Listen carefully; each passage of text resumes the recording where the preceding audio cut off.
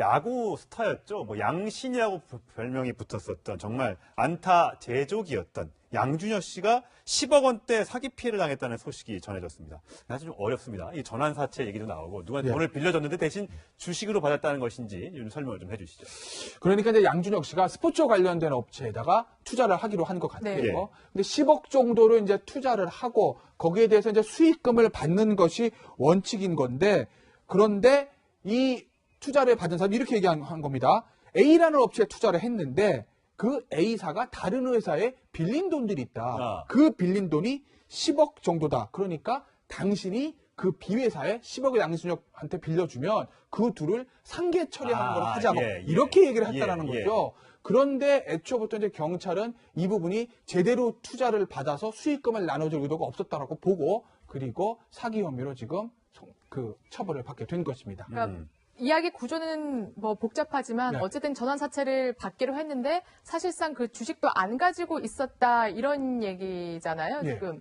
근데 보면 모르겠어요. 이게 선입견일 수도 있는데 스포츠 스타들이 이렇게 좀 사기를 당하거나 이런 곤란한 경우에 빠지는 경우가 조금 종종 있는 것 같아요. 사실은요, 사기를 치려고 하는 사람들, 스포츠 스타들을 공격을 하는 거예요. 일부러. 작심하고. 왜냐면 운동만 하다 보면 잘 세상 물정을 모르잖아요. 특히 이렇게 선물 투자나 우선 인수, 뭐 CB나 이런 건 잘 모르잖아요. 일반인들 잘 모르는 내용들이에요. 양준혁 씨 아직 결혼도 잘 안 해서. 그러니까요. 돈 아마 운영할 때가 좀 필요했을지. 그러니까요. 그러니까 이 사람들이 사기를 칠 때는요, 일반적으로 돈을 벌 수 있는 방법을 얘기 안 해요. 뭔가 단기간에 큰 수익을 올릴 수 있다. 이런 얘기를 주로 하거든요. 그런 말에 속아 넘어가면 안 되는 건데. 근데 이분들 같은 경우는 돈은 어느 정도 있는데 투자할 때를 잘 못 찾고 있으니까 접근을 하는 거죠. 접근을 해서 마치 높은 고수익이 있는 것처럼 속여서 돈을 투자하게 만들고 그걸 사기를 쳐서 도망가는 건데, 이 지금 정 씨 같은 경우도 마찬가지 경우 아니겠습니까? 그러니까 CB라고 우선 인수권만 갖고 있으면서 마치 채권을 갖고 있는 것처럼 속여가지고 줄 수 있다고 사기를 친 거고요. 또 현주엽 씨라는 분도 있었어요. 농구 스타잖아요. 현주엽 씨 같은 경우도 27억 정도인가 24억을 사기를 당했어요. 그중에 일부는 돌려받는 17억은 돌려받았는데 17억이나 못 받았어요? 그렇죠. 근데 왜냐면 이때도 마찬가지예요. 선물 투자 회사에 다니고 있는 과장이 뭐라고 꼬드기냐면 단기간에 수익이 높은 데가 있다. 투자해라. 이렇게 얘기하는 거거든요. 이게 위험한 얘기예요. 세상에 단기적으로 그런 수익 주는데 없습니다. 나부터 하지 누구한테 권유를 합니까? 김생민 씨 요즘 나와서 프로그램 하는 거 보셨죠?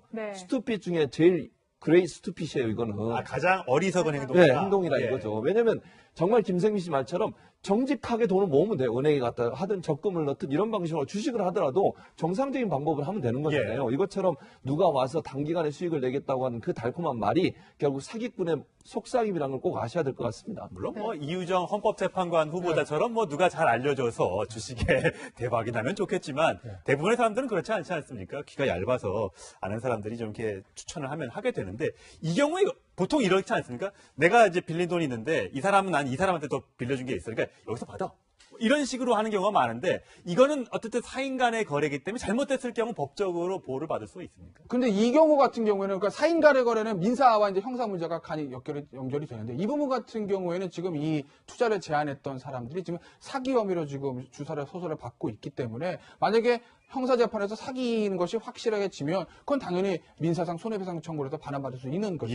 그런데 역시 모든 이런 문제에 있어서 과실상계라는 것이 상당히 있습니다. 그러니까, 과실상계. 그러니까 내가 투자해서 속았다고 하더라도 너의 과실도 있다라는 거죠. 그러니까 일반적으로 한 30% 정도 과실상계 비율을 보거든요. 그러니까 앞서 얘기했던 현주엽 씨와 그 선물 투자 문제에 있어서도 법원에서 최종적으로 그 현주엽 씨에 대해 당신도 투자할 때 좀 잘 알아보고 했어야 되는 거 아니냐라고 해서 과실을 좀 인정했기 때문에 전액을 배상받지 못했습니다. 그러니까 양준혁 씨 같은 경우에도 전액을 배상받기는 쉽지 않을 겁니다. 그러니까 그 사람이 돈이 없어서 못 받는 게 아니라 잘 알아보지 못한 자신의 책임도 있기 때문에 일부분밖에 돌려받지 못한 측면도 있다. 돈이 없어서 못 받는 건 차후의 문제인 거죠. 그러니까 판결문상에 내 피해액이 총 10억 원인데 어쨌든 투자한 사람도 잘 알아보지 않고 있기 때문에 과실이 30%가 있다. 그러면 최종 판결 금액은 7억 원을 하자. 이렇게 나올 가능성이 하나 있는 것이고 그렇게 해서 확정 판결을 받는다고 하더라도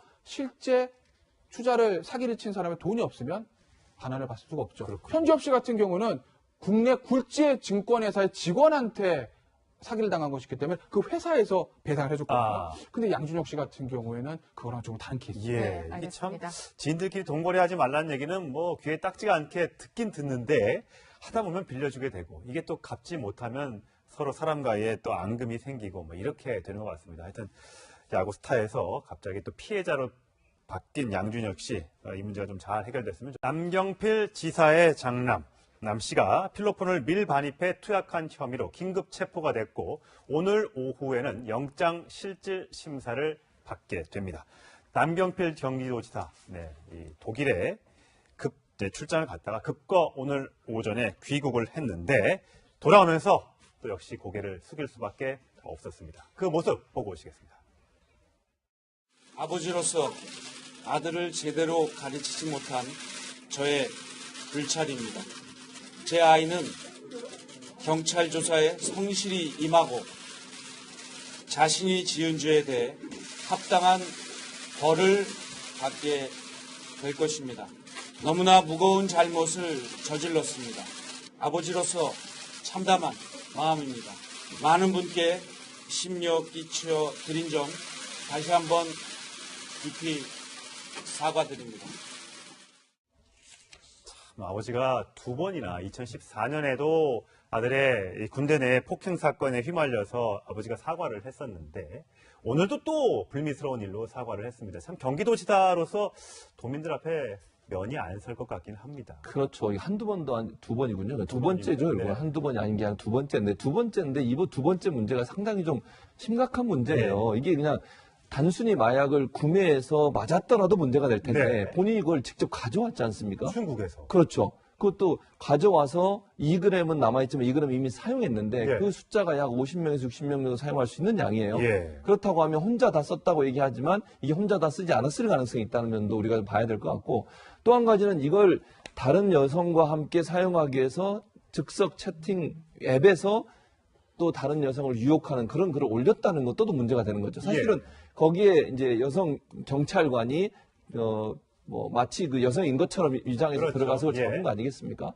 그래서 이거는 좀 죄질이 나쁘다는 게 문제가 있는 거죠. 지난번 물론 군대에서 폭행하고 추행한 것도 문제가 되지만 마약을 밀반입해서 그걸 사용하고 또 다른 여성과의 어떤 관계를 맺기 위해서 마약을 사용하려고 시도했다는 점 자체가 상당히 윤리적으로도 또 법적으로도 비난을 받을 수 있는 내용이어서 지난번 것보다는 이번 건이 훨씬 더 부담이 큰 그런 상황이라고 볼 수 있겠습니다. 네, 지금 교수님 말씀 중에 지금 수사 상황과 관련해서 좀 짚어볼 부분이 있는 것 같아요. 그 원래 들어온 양이 40g이었다, 4g이었다면서요. 근데 지금 집에서 발견된 게 2g이면 네. 나머지 2g은 어디로 가느냐 이게 좀 수사의 쟁점인 것 같아요. 그 부분이 이제 네. 가장 중요하죠. 그러니까 마약 범죄에 대해서 어떤 의미에서 보면 가장 형이 좀 약한 것이 마약을 흡입한 겁니다. 아, 네. 흡입한 것보다 더 센 게 매매고요. 예. 매매보다 더 강한 게 반입입니다. 네.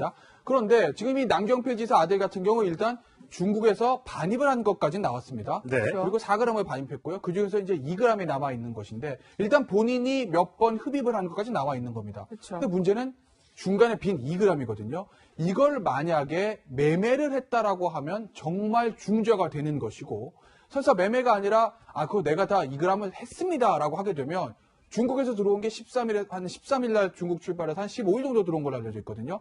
3, 4일밖에 시간이 없습니다. 3, 4일 동안 2g이라고 하면 60명 정도가 투약이 가능한 굉장히 비싼데요. 4g이 중국에서 한 40만 원이고 국내에서는 400이고요.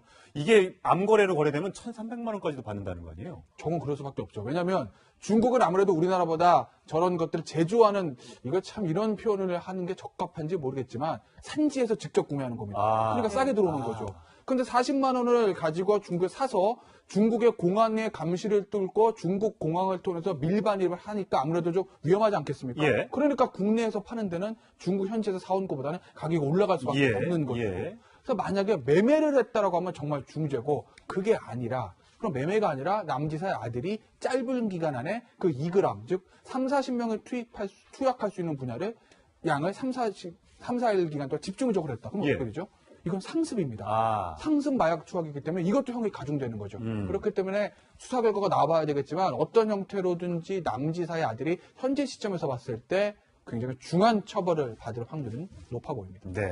자, 남경필 지사의 아들은 어떤 심경일까요? 한번 모습 보겠습니다.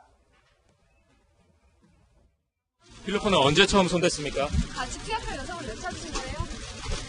아버지한테 할 말 없습니까? 아버님한테 하실 말씀 없어요? 근데 보통 저런 경우에 형을 어떻게 받습니까? 이제 상습이냐, 매매냐, 이제 이게 밝혀진 거에 따라서. 오늘 지금, 검찰이 구속영장을 이제 신청을 했고, 영장실질심사를 받지 않습니까? 네. 구속 가능성은 얼마나 돼요? 제가 봤을 땐 구속 가능성이 굉장히 높다고 보죠. 일단은 그나마 남지사 아들에게 가장 좀 좋은 정상 관계는 초범이라는 겁니다. 마약 예. 전과가 없다는 예. 거. 초범이라는 게 하나 좀 유익한 정상이긴 한데 그래도 요새 범행의 추세 자체가 대마초는 그래도 초범 같은 경우 좀 관대하게 처벌하는 경우도 있는데 네. 이 대마초와 필로폰 많이 다릅니다. 엄청나게 다르죠. 왜냐하면 몸에 오는 유해 정도, 그러니까 신체에 미치는 어떤 유해 정도로 필로폰이 훨씬 더 강하고 예. 더군다나 중독성이 필로폰이 훨씬 강하기 때문에 대마초와 필로폰은 천양지차입니다. 예. 근데 필로폰이기 때문에 요새 필로폰은 초범인 경우에도 구속하는 경우들이 많거든요. 그런데 단순히 초범 문제가 아니라 반입을 했습니다. 그리고 그 2g의 문제가 아직 밝혀지지는 않았지만 그 2g을 매매했으면 정말 큰 문제. 그게 아니라 예. 본인이 다 했다고 하더라도 그렇게 되면 양이 너무 많거든요. 그렇죠. 어떤 형태로든지 남지사들은 가중 중하게 처벌받을 가능성이 높아 보이기 때문에 일단 구속될 확률은 저는 상당히 높다고 봅니다. 네. 네, 구속될 가능성이 크다고 말씀하셨는데 그러면 남지사에게 더욱더 타격이 되는 거고 요즘에 정말 그 자식 문제가 정치인에게 하나의 좀 큰 변수라고나 할까요? 그런 그렇죠. 문제가 되고 있는 것 같아요. 그럼요. 잘 아시는 것처럼 네. 장재훈 의원도 그런 사건이 있었지 않습니까? 예. 그 다음에 정몽준 씨도 네. 그런 사건이 있었고요. 그래서 정치인의 자녀들이 글을 올리거나 SNS에 무슨 활동을 하거나 이러면서 아버지에게 영향을 미치는 경우가 많아요. 결국은 우리나라의 정서는 수신제가 자지 않습니까? 그러니까 네. 자신의 가정을 제대로 다스리지 못한 사람이 어떻게 정치를 하고 네. 국가의 중요한 일을 할 수 있느냐 하는 게 우리 문화고 정서예요. 그런 영향이 있기 때문에 외국보다 훨씬 더 우리나라 그런 문화가 강하기 때문에 그렇죠. 남지사의 아들의 저런 행태가 결국 남지사에게 영향을 미치는 가능성이 높다고 보여지고요.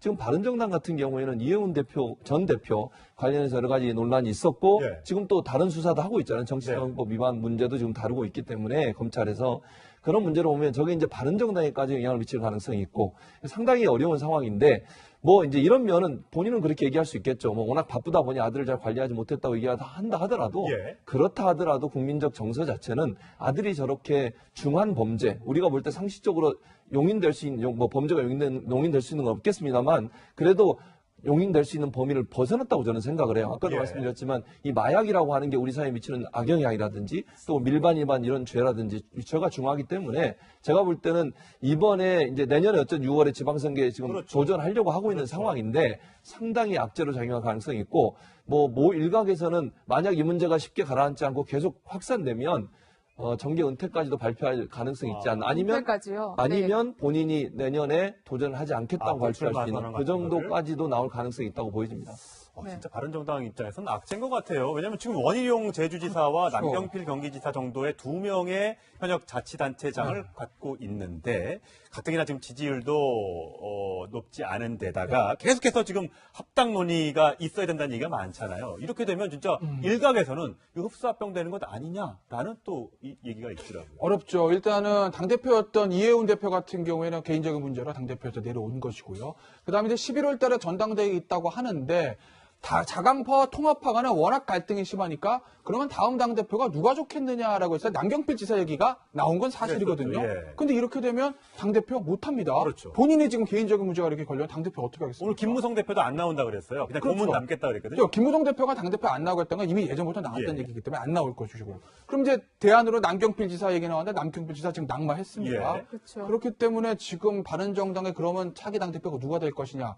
유승민 전 후보가 나와서 당대표가 될 것이냐. 만약에 유승민 전 후보가 대표가 된다고 했을 때 그럼 통합파와 자강파 간에 그 갈등을 어떻게 수습할 그렇죠. 것이냐라는 바른정당에 굉장히 힘든 문제가 있는 것이고 그렇고. 또 하나 앞서 이제 원희룡 지사 얘기도 하셨지만 바른정당 입장에서 봤을 때 원희룡 지사하고 남경필 지사는 젊은 지방자치단체장입니다. 그렇죠. 그럼 비단 다음 지방선거 문제가 아니라 차기 대선을 앞두고 굉장히 좋은 자산들인데 관리를 잘해야 되는 그럼요. 자산들인데. 그 좋은 자산 중에 한 명, 더군다나 이번에 대선 후보 경선까지 나갔던 그러네요. 남경필 지사가 이번에 심대한 타격을 입었기 때문에 남경필 지사 개인도 개인이지만 바른정당 입장에서도 굉장히 곤혹스러운 처지에 빠진 것이죠. 네, 참 이게 정치가 어떻게 굴러가게 될지 참 관심사가 아닐 수가. 씨 말처럼 정직하게 돈을 모으면 돼요. 은행에 갖다 하든 적금을 넣든 이런 방식으로 주식을 하더라도 정상적인 방법을 하면 되는 거잖아요. 이것처럼 누가 와서 단기간에 수익을 내겠다고 하는 그 달콤한 말이 결국 사기꾼의 속삭임이라는 걸 꼭 아셔야 될 것 같습니다. 물론 뭐 이유정 헌법재판관 후보자처럼 뭐 누가 잘 알려줘서 주식에 대박이 나면 좋겠지만 대부분의 사람들은 그렇지 않지 않습니까? 귀가 얇아서 아는 사람들이 좀 이렇게 추천을 하면 하게 되는데 이 경우에 보통 이렇지 않습니까? 내가 이제 빌린 돈이 있는데 이 사람은 난 이 사람한테 또 빌려준 게 있어. 그러니까 여기서 받아. 이런 식으로 하는 경우가 많은데 이거는 어쨌든 사인 간의 거래이기 때문에 잘못됐을 경우 법적으로 보호를 받을 수 있습니까? 근데 이 경우 같은 경우에는 그러니까 사인 간의 거래는 민사와 이제 형사 문제가 간이 연결이 되는데 이 부분 같은 경우에는 지금 이 투자를 제안했던 사람들이 지금 사기 혐의로 지금 주사를 소설을 받고 있기 때문에 만약에 형사재판에서 사기인 것이 확실하게 지면 그건 당연히 민사상 손해배상 청구를 해서 반환받을 수 있는 거죠. 그런데 역시 모든 이런 문제에 있어서 과실상계라는 것이 상당히 있습니다. 그러니까 과실상계. 예, 그러니까 내가 투자해서 속았다고 하더라도 너의 과실도 있다라는 거죠. 그러니까 일반적으로 한 30% 정도 과실상계 비율을 보거든요. 그러니까 앞서 얘기했던 현주엽 씨와 그 선물 투자 문제에 있어서도 법원에서 최종적으로 그 현주엽 씨에 대해 당신도 투자할 때 좀 잘 알아보고 했어야 되는 거 아니냐라고 해서 과실을 좀 인정했기 때문에. 왜냐하면 운동만 하다 보면 잘 세상 물정을 모르잖아요. 특히 이렇게 선물 투자나 우선 인수, 뭐 CB나 이런 건 잘 모르잖아요. 일반인들 잘 모르는 내용들이에요. 양준혁 씨 아직 결혼도 잘 안 해서. 그러니까요. 그건 아마 운영할 때가 좀 필요했을지 그러니까요. 그러니까 이 사람들이 사기를 칠 때는요, 일반적으로 돈을 벌 수 있는 방법을 얘기 안 해요. 뭔가 단기간에 큰 수익을 올릴 수 있다 이런 얘기를 주로 하거든요. 그런 말에 속아 넘어가면 안 되는 건데 근데 이분들 같은 경우는 돈은 어느 정도 있는데 투자할 때를 잘 못 찾고 있으니까 접근을 하는 거죠. 접근을 해서 마치 높은 고수익이 있는 것처럼 속여서 돈을 투자하게 만들고 그걸 사기를 쳐서 도망가는 건데 이 지금 정 씨 같은 경우도 마찬가지 경우 아니겠습니까? 그러니까 CB라고 우선 인수권만 갖고 있으면서 마치 채권을 갖고 있는 것처럼 속여가지고 줄 수 있다고 사기를 친 거고요. 또 현주엽 씨라는 분도 있었어요. 농구 스타잖아요. 현주엽 씨 같은 경우도 27억 정도인가 24억을 사기를 당했어요. 그중에 일부는 돌려받는 17억은 돌려받았는데 17억이나 못 받았어요? 그렇죠. 근데 왜냐면 이때도 마찬가지예요. 선물 투자 회사에 다니고 있는 과장이 뭐라고 꼬드기냐면 단기간에 수익이 높은 데가 있다. 투자해라. 이렇게 얘기하는 거거든요. 이게 위험한 얘기예요. 세상에 단기적으로 그런 수익 거 주는데 없습니다. 어디 다 나부터 하지 누구한테 권유를 합니까? 김생민 씨 요즘 나와서 프로그램 하는 거 보셨죠? 네. 스투핏 중에 제일 그레이 스투핏이에요. 이거는. 가장 어리석은 행동이다. 행동이라 이거죠. 왜냐면 정말 김생민 전에 귀국을 했는데 돌아오면서 또 역시 고개를 숙일 수밖에 없었습니다. 그 모습 보고 오시겠습니다. 아버지로서 아들을 제대로 가르치지 못한 저의 불찰입니다. 제 아이는 경찰 조사에 성실히 임하고 자신이 지은 죄에 대해 합당한 벌을 받게 될 것입니다. 너무나 무거운 잘못을 저질렀습니다. 아버지로서 참담한 마음입니다. 많은 분께 심려 끼쳐 드린 점 다시 한번 깊이 사과드립니다. 아버지가 두 번이나 2014년에도 아들의 군대 내 폭행 사건에 휘말려서 아버지가 사과를 했었는데 오늘도 또 불미스러운 일로 사과를 했습니다. 참 경기도지사로서 도민들 앞에 면이 안 설 것 같긴 합니다. 그렇죠. 한두 번도 아니 두 번이군요. 두 번째죠. 이거 한두 번이 아닌 게 한 두 번째인데 이번 두 번째 문제가 상당히 좀 심각한 문제예요. 이게 그냥 단순히 마약을 구매해서 맞았더라도 문제가 될 텐데 본인이 그걸 직접 가져왔지 않습니까? 중국에서. 그렇죠. 그것도 가져와서 2g은 남아있지만 2g 이미 사용했는데 그 숫자가 약 50명에서 60명 정도 사용할 수 있는 양이에요. 그렇다고 하면 혼자 다 썼다고 얘기하지. 야구 스타였죠. 양신이라고 별명이 붙었었던 정말 안타 제조기였던 양준혁 씨가 10억 원대 사기 피해를 당했다는 소식이 전해졌습니다. 사실 좀 어렵습니다. 이 전환사채 얘기도 나오고 누가 돈을 빌려줬는데 대신 주식으로 받았다는 것인지 좀 설명을 좀 해주시죠. 그러니까 이제 양준혁 씨가 스포츠 관련된 업체에다가 투자를 하기로 한 것 같아요. 근데 10억 정도로 이제 투자를 하고 거기에 대해서 이제 수익금을 받는 것이 원칙인 건데 그런데 이 투자를 받은 사람이 이렇게 얘기한 겁니다. A라는 업체에 투자를 했는데 그 A사가 다른 회사에 빌린 돈들이 있다. 그 빌린 돈이 10억 정도다. 그러니까 당신이 그 B회사에 10억을 양준혁한테 빌려주면 그 둘을 상계 처리하는 걸 하자고 이렇게 얘기를 했다라는 거죠. 그런데 애초부터 이제 경찰은 이 부분이 제대로 투자를 받아서 수익금을 나눠줄 의도가 없었다라고 보고 그리고 사기 혐의로 지금 그 처벌을 받게 된 것입니다. 그러니까 이야기 구조는 뭐 복잡하지만 네. 어쨌든 전환 사채를 받기로 했는데 사실상 그 주식도 안 가지고 있었다 이런 얘기잖아요, 예. 지금. 근데 보면 모르겠어요. 이게 선입견일 수도 있는데 스포츠 스타들이 이렇게 좀 사기를 당하거나 이런 곤란한 경우에 빠지는 경우가 조금 종종 있는 것 같아요. 사실은요, 사기를 치려고 하는 사람들, 스포츠 스타들을 공격을 하는 거예요. 일부러. 작심하고. 네. 작심. 때문에 네. 전액을 배상받지 못했습니다. 예. 그러니까 양준혁 씨 같은 경우에도 전액을 배상받기는 쉽지 않을 겁니다. 네, 그러니까 그 사람이 돈이 없어서 못 받는 게 아니라 잘 알아보지 못한 자신의 책임도 있기 때문에 일부분밖에 돌려받지 못한 측면도 있다. 돈이 없어서 못 받는 건 차후의 문제인 거죠. 예, 그러니까 예, 판결문상에 내 피해액이 총 10억 원인데 네. 어쨌든 투자한 사람도 잘 알아보지 않고 있기 때문에 과실이 30%가 있다. 아, 예. 그러면 최종 판결 금액은 7억 원을 하자. 이렇게 나올 가능성이 하나 있는 것이고 예. 그렇게 해서 확정 판결을 받는다고 하더라도 실제 투자를 사기를 친 사람의 돈이 없으면 반환을 받을 수가 없죠. 현주엽 씨 같은 경우는 국내 굴지의 증권회사의 직원한테 사기를 당한 것이기 때문에 그 회사에서 배상을 해줬거든요. 아. 근데 양준혁 씨 같은 경우에는 그거랑 좀 다른 케이스. 예, 네, 이게 참 알겠습니다. 지인들끼리 돈거래하지 말라는 얘기는 뭐 귀에 딱지가 않게 듣긴 듣는데 하다 보면 빌려주게 되고 이게 또 갚지 못하면 서로 사람과의 또 앙금이 생기고 뭐 이렇게 되는 것 같습니다. 하여튼 야구 스타에서 갑자기 또 피해자로 바뀐 양준혁 씨, 이 문제가 좀 잘 해결됐으면 남경필 지사의 장남 남 씨가 필로폰을 밀반입해 투약한 혐의로 긴급 체포가 됐고 오늘 오후에는 영장 실질 심사를 받게 됩니다. 남경필 경기도지사, 이 독일에 출장을 갔다가 급거 오늘